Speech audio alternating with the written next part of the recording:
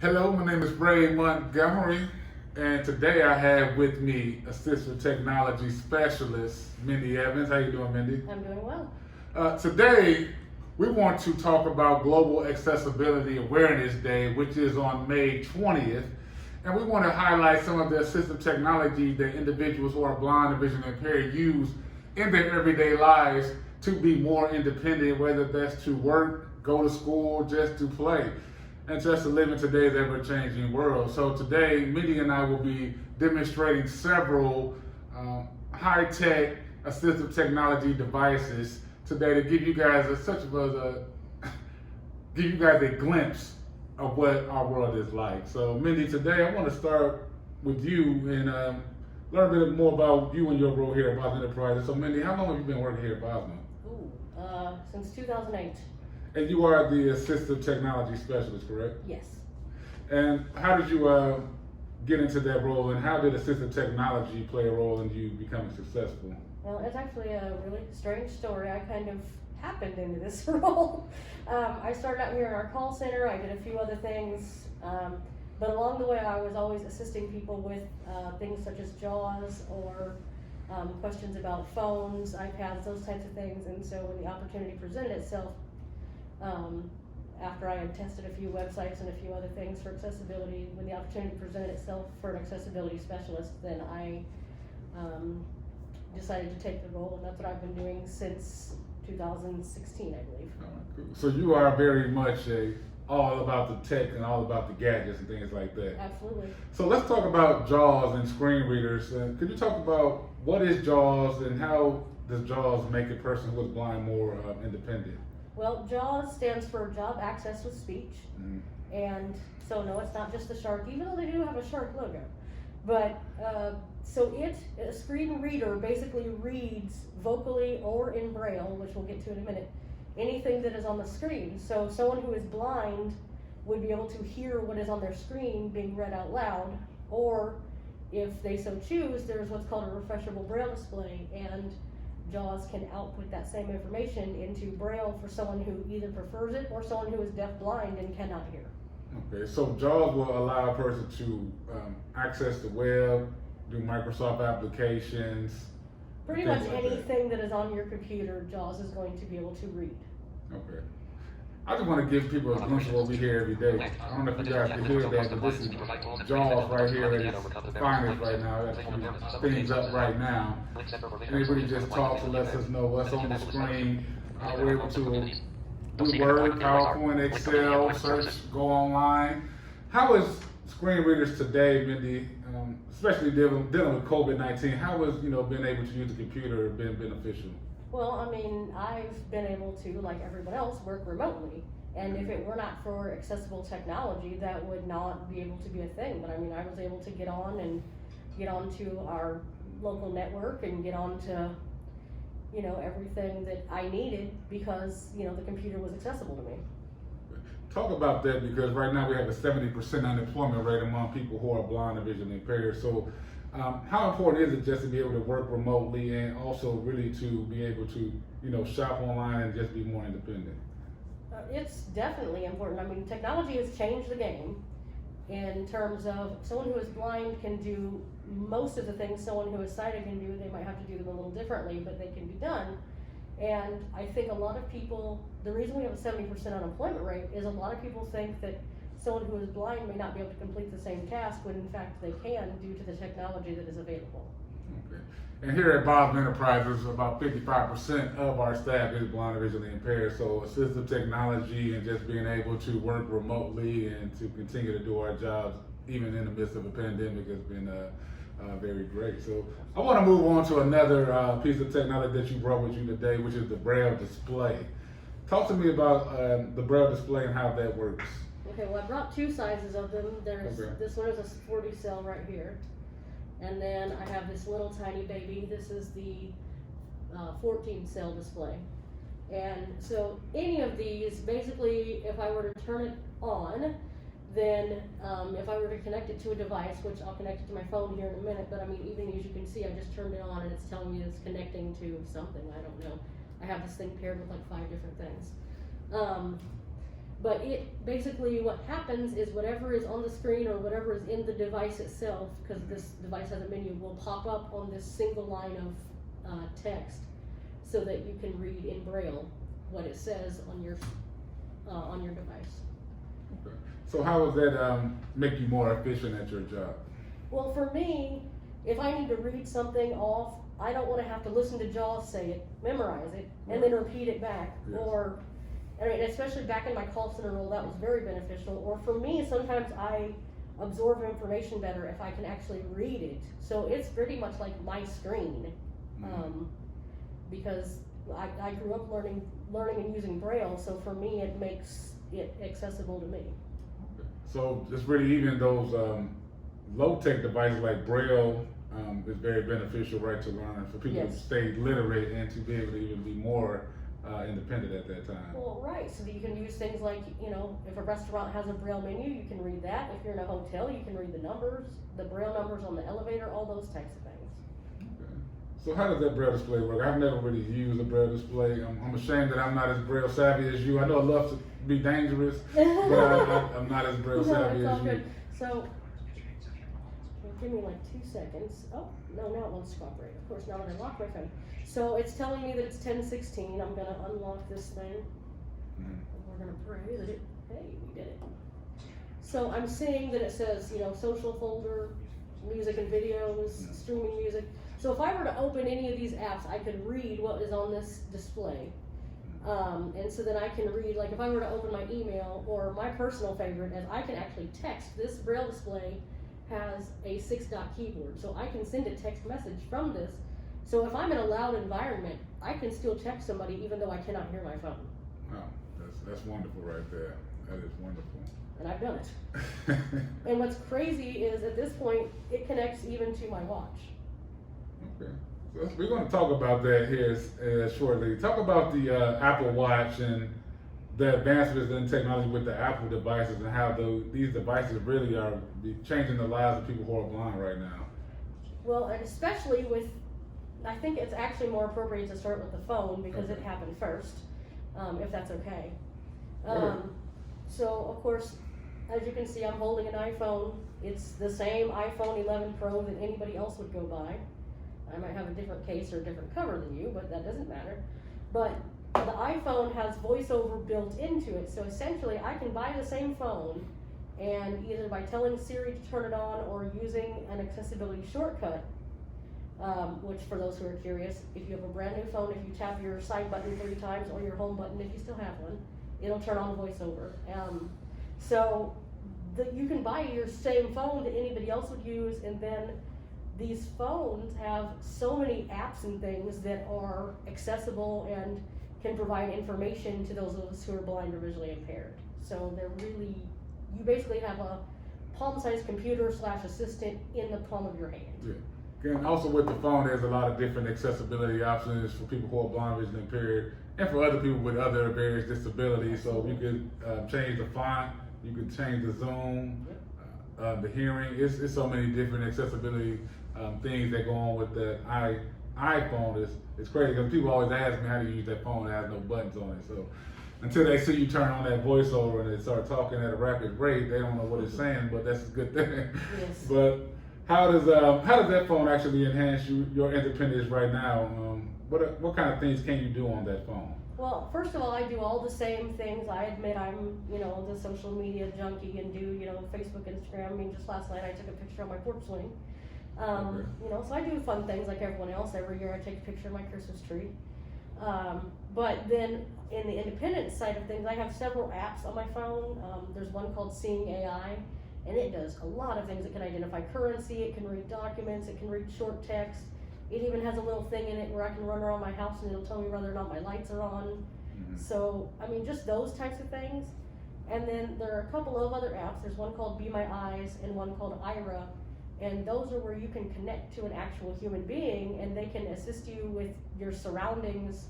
And or if you, let's say you have a bottle or a couple of bottles and you don't know which is which, you can ask them what it is. Or if the cab dropped you off at the wrong place, which has happened, You can pull out your phone and say, listen, where am I? And it's, oh, well, they dropped you off across the street. So it can do anything from helping you with navigation to something as small as, has my milk expired?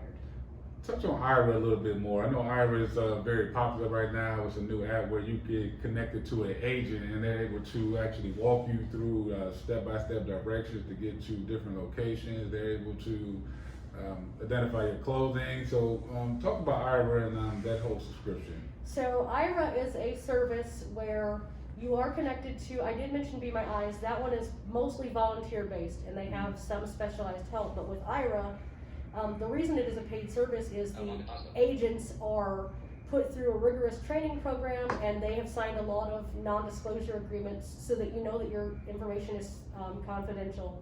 And so you pay a certain amount per month. There's a $29 plan, $99 and $199. And you get either 30, 100, or 300 minutes respectively. And so the agent, and actually your first 5 minutes of any call is free.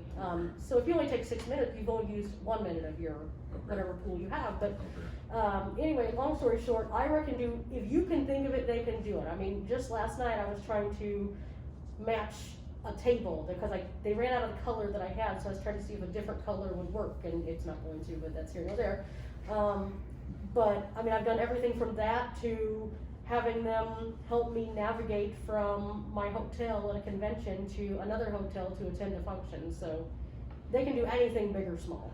And talk about just really at the airport right now. You can get Ira free at the airport, Walgreens, and other locations, correct? Yeah, the airport, Walgreens, they just launched. You can use up to 30 minutes inside of Starbucks, Meijer, Target. And I mean, honestly, if you just open the Ira app, if you're a subscriber, and you push the add a free offer and then you press location, it'll tell you the nearest locations to you that are Ira access points. And at that point, the company has paid for the minutes. See, those do not come out of your bank of minutes. Wow. Crazy. Technology has definitely changed over the last 20-something years. So you touched on one other thing real quick before we move on to the Apple Watch. Talk about Facebook and the descriptions that are available now, because one time you could not, get an emoji, you didn't know what it was. So now with Facebook has changed a lot of things. So how has that helped you be more able to connect with friends and family?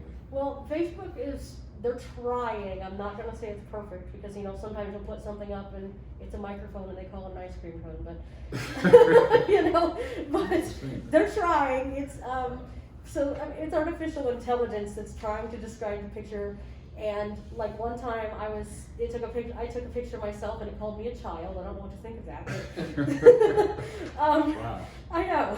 So, but still, even in spite of all of that, sometimes someone will be, oh, well, check out my view, and they have decided not to caption their picture. Well, then it says, beach, water, blah, blah, blah, and you're like, oh, they took a picture of the beach. So at least you have some kind of idea of what it is. So it is helpful, but also, for those who may not know, Instagram and Facebook both also have the option to add your own alternative text. So if you really want a user to know what's in the picture, if you use those options, you can put your own text that is as descriptive as you want it to be. I'm glad you touched on that once again. We're talking about Global Accessibility Awareness Day, and you talked about alt text. And once again, alt text is really just providing visually impaired people with a description of what you have posted. So, if you think about this going forward, make sure that you have people out there that can't see what you're posting. So alt text, if you ever see that, make sure you can put a description in there, and people who are blind or visually impaired can actually know what that photo is. So that's another great feature. So let's talk about the iWatch. The Apple Watch. I don't want to call it the iWatch, the Apple Watch. And this is fairly new right here. And how has this Apple Watch actually helped your life as well, Mindy? Well, I'm going to tell you, honestly, I resisted the urge for a while because I thought, why do I need this thing whenever my phone does all of this? But it is kind of nice to be able to just not even have to pull my phone out of my pocket, and I can look at things like the weather to know if it's going to rain, or if a notification does come up on my phone, I can just tap my wrist and go, oh, you know what, I can look at that later. Or if it's an urgent text, I can either respond to it with dictation, or I can go back to my phone if it's something more lengthy. But I know, rather or not, I need to look at those things. But on top of all that, I actually have found that I do kind of like the things like the move rings or the health data. Like I can keep track of things like my heart health and knowing how much I am or am not moving during the day. I know how much I am or am not exercising. So, those types of things, which let me tell you, those stats took a hit during the pandemic. But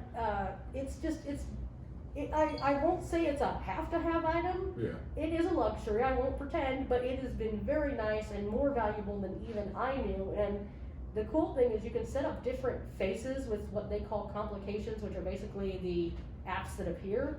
So, if you're out for the day and you don't want to be distracted, you can just have your move ring and the time. Or if you have a tight schedule, you can put a face on that has your calendar so you can see it at a moment's notice. So it's very cool that you can adjust it depending on what you need for the day. Okay. Yeah, that's a lot of things going on. One other app I wanted to touch on really is we have a lot of apps like Uber, we have Lyft, and talk about those apps and how those apps have increased once again independence and made it possible for you to travel more independently and to be able to get rides right off your phone. Well, yeah, it's been wonderful. I've kind of forgotten what life was like before Uber and Lyft. Mm-hmm. Kind of. I sort of remember, but I try not to. Because it is nice to just say, a friend calls you up and says, hey, you want to come over for the evening? We're gonna, do whatever.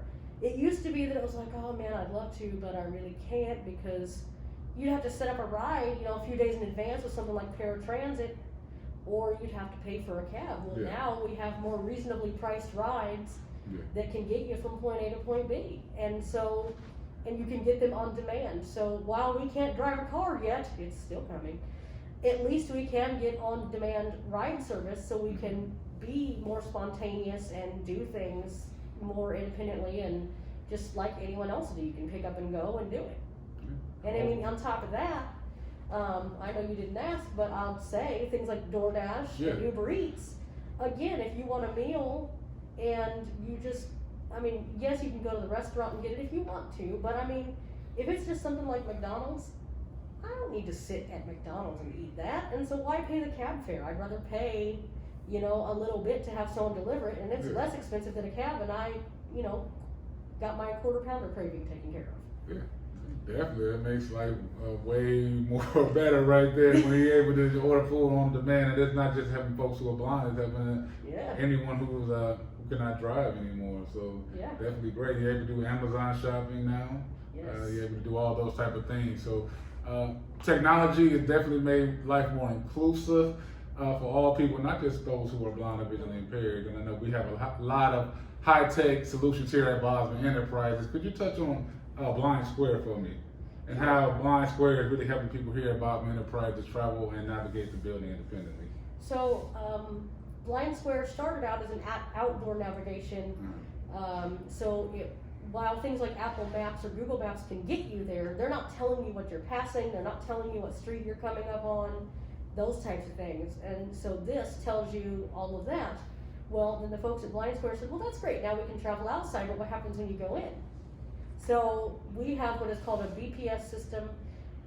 So it's basically a series of beacons, and we have programmed them so that you know what it is that you're coming upon, or what is ahead of you, or if you turn around, what is behind you, etc. And on some of them we can program where you shake your device and it gives you more information. So you know what is in and around the building through the beacons. And then also as an added bonus, we have done QR codes. And so some of our artwork, we have QR codes by it, or I don't know if you all have ever thought about what you do at a vending machine. I do not enjoy the game of guess and press. But so I'm glad I don't play guess and press here at Bosman anymore. I know beyond a shadow of a doubt, fortunately our vendors are very awesome at emailing and telling us what we've changed. Mm-hmm. And so there may be 3 hours when the document is inaccurate because the vendor has sent it to me and I haven't had time to update it. But otherwise, we just feed that QR code to a Google Doc and everybody knows what's in the machine and what the price is. Definitely, I love that. I don't like to play guessing games either when I want my Cheetos. So definitely, thank you for that, Mindy. And one more thing here, Bob, I wanted to really highlight really quick is the OraCam and how that's actually been beneficial to a lot of our employees. looking at labels, being accurate with labels, and just being able to be more independent at their jobs. Could you touch on that briefly, Mindy? Yeah, so we have two things. We have the OrCam Read, which is a handheld device, and it uses a laser pointer to know what text you're pointing at. And so it can read labels and things, but then we also have the OrCam, I believe it's called the My Eye. They've changed it a few times, so I apologize if I got that name wrong, but it is actually a mount on the side of a glasses frame. And so if you look at things, and if you, there is actually a gesture where you can pretend you're looking at a watch, it'll tell you the time. If you hold a dollar bill in front of it correctly, it'll tell you the currency. So, and yeah, I mean, labels, the My Eye, you can actually program people's faces into it, so if they happen to pop up in your view, it'll tell you that they're there. So definitely a very interesting piece of technology that is very beneficial to those who are using it for everything from work to, I don't know if they're allowing them to take these things home, but if they are, goodness knows how beneficial it can be at home. Oh yeah, oh yeah, definitely. Thank you once again. Mindy, I want to thank you for coming here today and talking to us about Global Accessibility Awareness Day and about all these wonderful devices that have increased the capabilities and the abilities of people who are blind or visually impaired. So if you guys want to learn more about Global Accessibility Awareness Day, please do so, and also please visit us on the web at www.bogg.org, and we'll talk to you guys later.